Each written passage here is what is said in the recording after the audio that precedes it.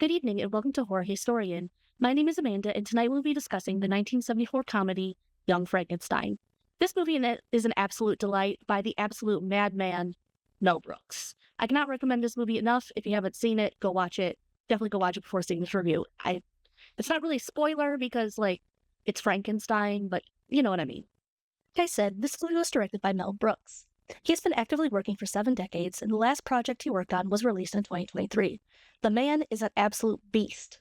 Movies that you may recognize are Blazing Saddles, Spaceballs, Robin Hood, Men in Tights, and The Producers. He is an EGOT winner, and his son is the writer, Max Brooks, who did two of my favorite books. He wrote this with Gene Wilder, who is also the star. Gene Wilder and Mel Brooks collaborated quite a few times, and each one was an absolute banger. He is most known for Willy Wonka and the Chocolate Factory. He was also in Blazing Saddles and The Producers. The other stars are Peter Boyle, Marty Feldman, and Cloris Leachman. Peter Boyle is most known for his role as Frank Barone on the Everybody Loves Raymond, but he is also known for The X-Files. Marty Feldman is most known for being kind of like a Monty Python-era British comedian. He had a bunch of shows where it was just Marty. He passed away at 48, so he never really got his full career, which is truly unfortunate. Cloris Leachman is not new to the channel. She was also in Scary Movie 3. She was most known for Phyllis, The Mary Tyler Moore Show, Castle in the Sky, and The Twilight Zone. Just a really impressive group of people working together to make a genuinely hilarious movie. The movie begins with the death of Victor Frankenstein, the funeral of him. His castle is going to be going to his grandson, Frederick Frankenstein. Oh, sorry. It's pronounced Frankenstein because he's trying to get away from the stigma of his grandfather. He's teaching at a medical school where a student asks him about his father. Pretty much what happened is the original Frankenstein movie happened, although there were never a monster found. He just ended up looking absolutely insane, and everyone agreed that his theories were absolutely ridiculous. Frederick would also like everyone to know that he agrees that Victor was nuts. But a free castle is a free castle, and you do have to wonder what kind of library someone like Victor Frankenstein would have had. So he departs from his fiancée to head to the middle of nowhere. By the way, she will not have sex with him before their marriage, which is a problem. There are a few very important characters that we're going to meet in this section. Igor is the son of the previous Igor, who had been working with Victor, and he is driving them via horse-drawn carriage to the castle. He's constantly breaking the fourth wall, and honestly, he's just hilarious. He's going to be doing a lot of making fun of Frederick for the name change, and I get why. Inga is lying back in the hay, and she is a Swedish woman that is going to be working as Frederick's lab assistant. In addition, so that we can give Frederick a proper romance instead of the cold fiancé that he already has. Don't worry, she won't be on her own for too long after she comes to visit. There is also a woman named Frau, at least that's what I called her in my notes, and she was working as Salt for a very long time. She was very much in love with Victor, but it seems as though it didn't really work out between them romantically. But every time anyone says her name, there's a crash of thunder and the horses panic outside. The castle is awesome, by the way, and Frederick wakes up to the sound of a violin and a nightmare.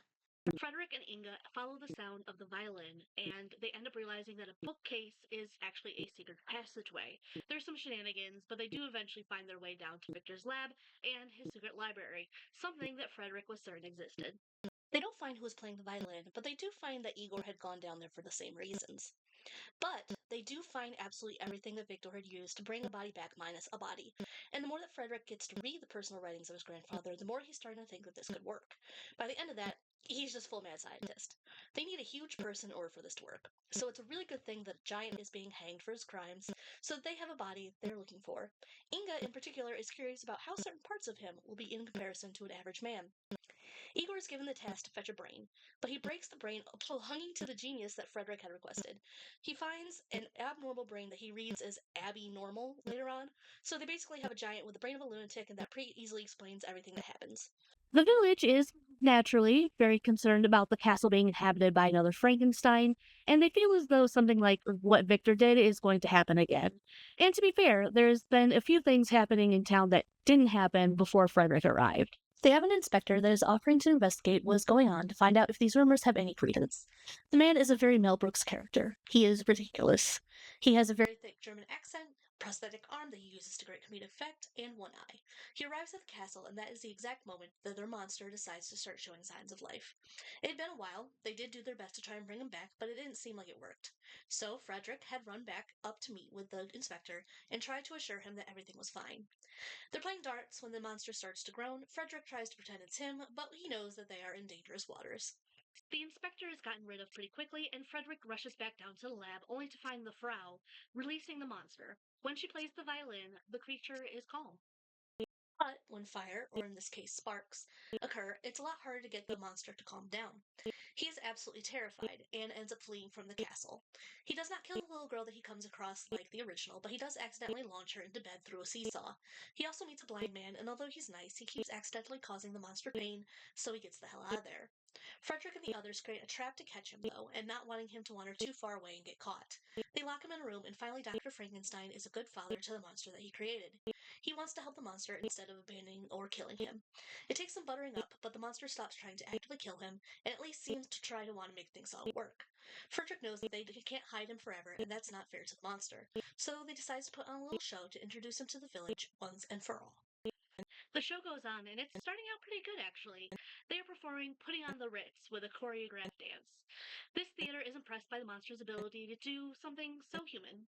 It's going well until sparks come from one of the lights, and that is close enough to flame for the monster to start freaking out. To be fair, it's a minor freak out compared to some of his other ones, but people start throwing vegetables at them. The police rush in and chain the monster down. He's not going to be there for long, but he's going to be there for long enough to move the plot along a little bit. Frederick has sex with Inga, which was bound to happen, but the Frau notifies him that his fiancée has arrived. Distance has not made her any more fond of him. But when the monster breaks out of his chains, he goes home and finds Elizabeth. It's an assault that is played for laughs, with Elizabeth eventually enjoying his large size. They are going to end up together, so they do that. Frederick figures that they are going to have to do something drastic to make the monster safe for the rest of the world. He is going to partially train his own brain, giving the monster more control of his emotions, and hopefully not being afraid of fire anymore. Inga, Igor, and Frau have a certain amount of time that they have to pass before the transfer can be a success, which really wouldn't be a problem if the village didn't decide to show up and kill Frederick. We're all just going to pretend that they got the timing exactly right, but ultimately, it does seem to be a success. The village is carrying Frederick off, but the monster stands up and is able to eloquently plead his case. He expresses his feelings about the entire situation and really gives Frederick a lot of credit for not trying to make things right for everyone. It obviously works, and the angry mob embraces the monster and lets Frederick go. Frederick is also killing it. He successfully did the same thing that his grandfather had done, and he did some original science. 9. The movie ends with Frederick and Inga getting married and finding out that Frederick had somehow managed to get Frankenstein's massive dong out of the transfer. Everyone lives happily ever after. This movie is excellent and a lot of fun. I'm glad there is an adaptation out there where Frankenstein is a decent person deep down and takes care of the life that he created. My friend radicalized me against Dr. Frankenstein for the exact reason. Like, take some responsibility. It's a very fun movie, which is to be expected of Mel Brooks. I struggle to think of a single movie of his that didn't hit, and I can't think of one. He's both making a joke of these old movies and clearly deeply loved these movies. All the actors in this are phenomenal. Gene Wilder, of course, was always a star, and he is so funny. The comedic timing is perfect. The jokes hit 99.9% of the time, except for that one.